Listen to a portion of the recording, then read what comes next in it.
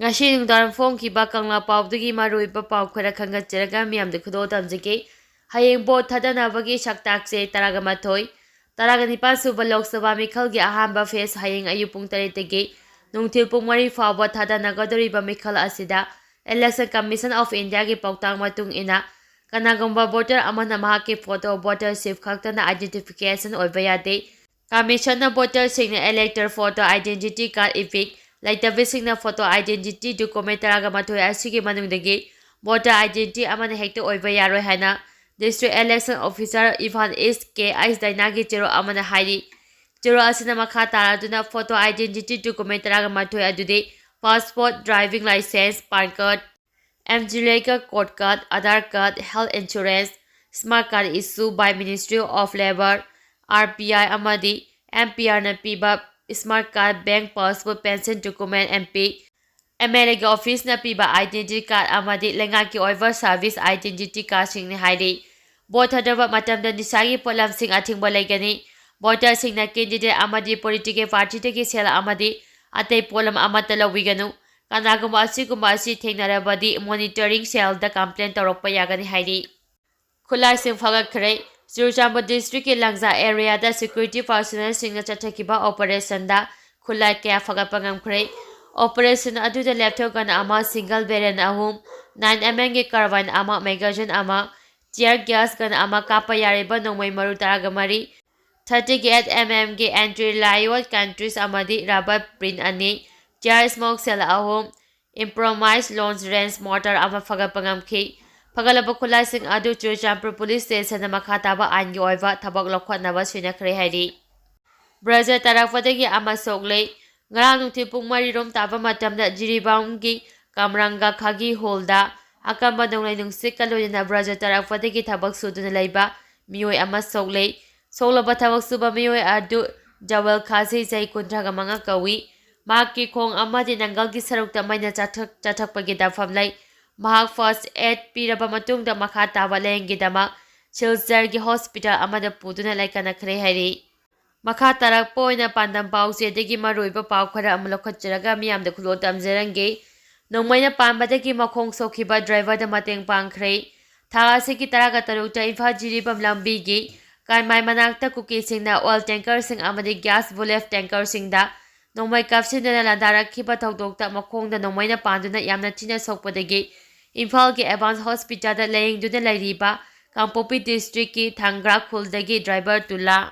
Rammagarda laiba maitai ekhoi punsi lipun hariba WhatsApp group asigi member singna ngasi ayu anabagi manakta chatuna aza atha amadi selgi mateng pikre ngasi gi tebang khongsa aduda lipun gi maru eba member sing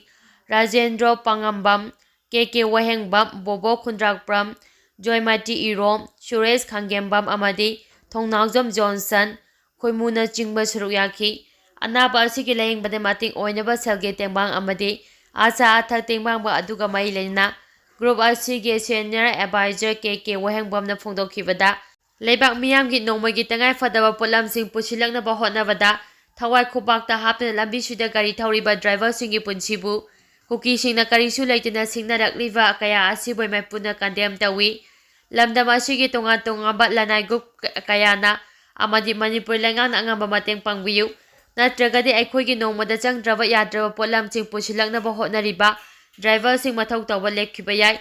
driver singi dama aikhoi leiri haina khongphom amata oina lepminase haike khongsa aduda saru yakiba group asigi senior advisor Rajendra Pangambada phongdokhibada kuki meter sing ase tourist ne haibanga sidi mayek sengle maramni makhoina maitai ichin inauk singda natana atopa jati gi ichin inauk singda su khut thaba hawraklabani Kundaminari ba khoi khuding mangna kuki meter singi mayokta lemina batangai fade haike group asigi admin Bobo Khundrakpam na haikibada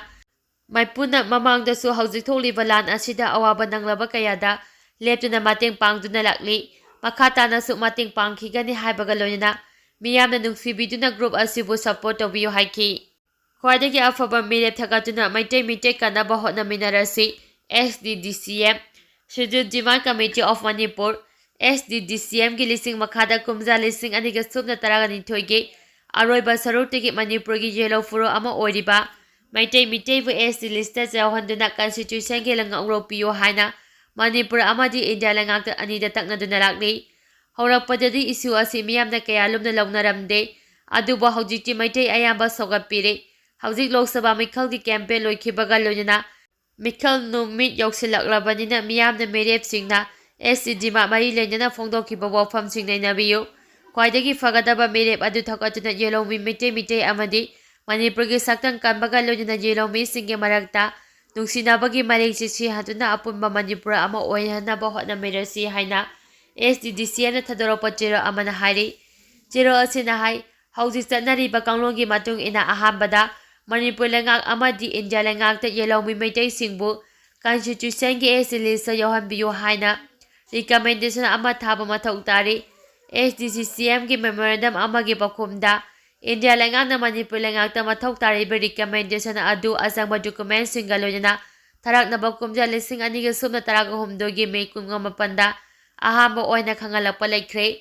aduba Manipur lengakna thaba amata pakhapidavadagi SDGCM ni miyam golodina khongjang kaya changchinduna ise lengakta taksinduna lakli haiki Manipur lengakna taknaduna lakli ngai cherakta maitegi lup amana Manipur High Court lising aniga sumna kunga homdagi masterda writ petition ama tharubadagi High Court na Manipur lengakta mathau taba thabak pakhatuna recommendation thanaba direction order ama kumja lising aniga sumna kunga homdagi April 18 tholakhiba punama khangnare High Court ko order adu yaningda phongdoktuna asumna tribal solitary lady ama kumja lising aniga sumna kunga homdagi me ahumda Manipur ki singi district singda chakhiba lele numita khangongduna Churchamba district ka tainabada laiba maitai khulturwungda Kukila lawani chingnaba afaba makhalgi nomai sing paiba yawba Kuki naharol singna landarakpa amadi yum kaina chingba mai thaba haurakhi Maduda maitai singna su saugduna khut hanbadagi maitai amasu kuki kaunglu anigi marakta tamthiraba hingsa ki thaudok sing tholakhibadagi haujik phawba leptri irang asida haujik phawada kaunglu anigi miyoi chani ki mathakta punsi mangkhre yum kai lanthum kaya maina chakpaga loina mang antak ankre miyoi lisingum fugi mathak chale lift camp singna changda famdal gudna lairi tamthirebe irang asina maram oidine ST status demand ki khongjangsu matang khara tapthaduna lakli marakse India ki tarakani pansuba Lok Sabha mikhal ki matamsu lauthorakhi misi mina mikap mirau khol marakta lengakna mikha pangthongnaba thabak thoramsin paikha pahaurakhi oirakliba phibamgi matung ina SDDCM na su mikhal pangthokpa taravadi yelomi maitegi ST status demand ase Manipur ki amadi yelomi singi khwaidagi maru oiba wafam oibana mikhal ki isu ama oihanaba thabak paikhatpa haina lepnakhibagi matung ina lising aniga sumna kungamari ki April 3 da Khoirama Kaithelda poster campaign haudoktuna poster napa hauki loinana Manipur miyamgi miho oinanaba mikhala asida chongthorakliba candidate singna Mitei East State demand ki wafam asida kari firep lauriba amadi karigumba boy karakana pandam asi phangnaba kari tawgani haibana chingba khangdongnaba Know Your Candidate campaign su chathaba hauki